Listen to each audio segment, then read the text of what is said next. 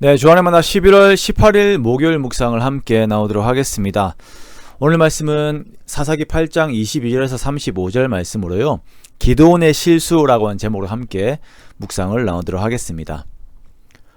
오늘 말씀은 미디안과의 전쟁을 마친 기드온이 그를 왕으로 삼고자 하는 백성들 앞에서 자신의 태도를 보이는 모습을 말씀하고 있습니다.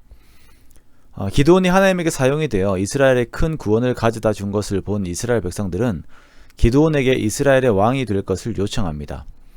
자신들을 힘들게 하였던 외국의 왕들의 모습을 보고 승리와 평안의 근거는 왕이라고 하는 그 주장은 이후에도 계속 나오게 되며 이것이 결국 이스라엘의 그 초대 왕 사울을 탄생시키는 계기가 됩니다. 왕이 되어달라는 백성들의 요청에 기드온은 거절합니다. 23절 말씀해 보면 기드온이 그들에게 이르되 내가 너희를 다스리지 아니하겠고 나의 아들도 너희를 다스리지 아니할 것이요 여호와께서 너희를 다스리시리라 라고 이렇게 말하고 있습니다. 여기에서의 기드온의 모습을 보면 겸손한 것으로 보이지만 그가 이후에 한 행동들은 스스로를 높이고자 하는 행위들이 여전히 그에게 잔재해 있음을 알게 됩니다. 기드온은 사람들에게 탈취한 귀고리들을 달라고 말합니다. 그러자 사람들이 전리품을 내어 놓아요. 그것으로 기드온은 금으로 에봇을 만듭니다. 그리고 그것을 자기의 성읍 오브라에 두게 되죠.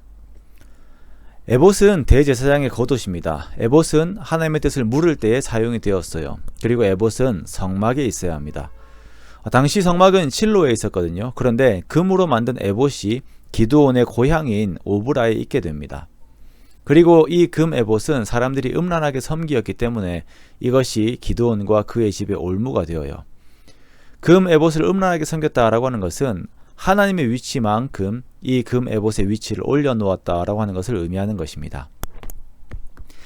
기드온이 말로는 하나님이 이스라엘을 다스리실 것이다 라고 말합니다. 그러나 그는 은연중에 자기가 이스라엘을 구원한 구원자라고 하는 생각이 들어가게 되죠. 그래서 그는 자기의 집에 금 에봇을 두고 그것이 이스라엘의 큰 우상이 되게 만듭니다. 또한 그는 아내를 많이 두어서 그에게 70명의 아들이 있었어요. 딸까지 포함한다면 자녀가 정말 많죠. 게다가 세겜에는 첩도 있습니다. 이후 문제가 되는 아비멜렉이 이 첩의 아들입니다. 기드온은 왕이 되지 않겠다라고 하였으면서도 왕의 행태를 그대로 가지고 있습니다. 그것도 이방 왕의 모습을 따라해요. 자기 자신을 위한 상징을 세웁니다. 그리고 아내와 자녀들을 많이 두면서 자신의 세력을 과시합니다. 게다가 이방 여인까지 첩으로 둡니다. 하나님께서 말씀하신 이스라엘의 왕은 항상 율법책을 옆에 두고 아내들을 많이 두어서는 안 된다라고 신명기에서 말씀하셨는데 기드온은 이스라엘의 왕이 되지 않겠다라고 한 그의 말처럼 이스라엘의 왕이 아닌 이방 왕의 모습을 닮은 그런 삶을 살았던 것입니다. 그리고 이것이 이스라엘의 큰 환란을 가져오게 됩니다.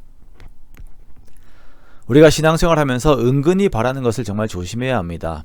입으로는 나는 그렇지 않습니다. 나는 그런 사람 아닙니다. 나는 그런 거 바라지 않습니다. 라고 말을 하면서도 은근히 그런 것들을 누리고자 하는 것이 있지요. 하나님 앞에 겸손한 사람이라고 하는 말을 듣고자 하는 그 바람과 부와 권력을 함께 누리고자 하는 욕망이 절대 융합될 수가 없습니다. 우리는 애당초 이러한 물과 기름을 섞으려는 그 시도를 해서는 안 됩니다. 하나님 앞에 내가 정직해야 하고 사람들에게 정직해야 합니다. 하나님을 높이는 채 하면서 내가 높아지려고 하면 그것은 반드시 보이게 되어 있고 불협화음을 가져오게 되어 있습니다. 이스라엘의 사사는 하나님이시고 이스라엘의 왕은 하나님이십니다.